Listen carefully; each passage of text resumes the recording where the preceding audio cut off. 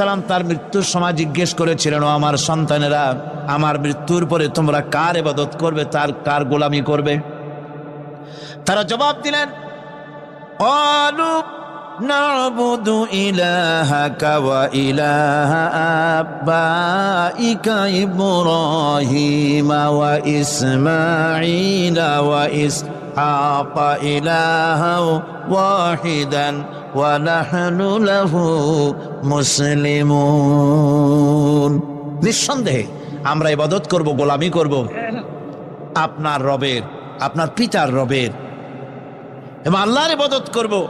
আপনিও আপনার পূর্বপুরুষ ইব্রাহিম, ইসমাইল যে আল্লাহকে ইবাদত করেছে, সে আল্লাহ পাকের ইবাদত আমরা করব এবং তার অনুগত হয়ে থাকব। সম্রাট শাহজাহানের সময় এক ফকির ভিক্ষা করে বেড়াতো, 70-80 বছর বয়স হয়ে গিয়েছে।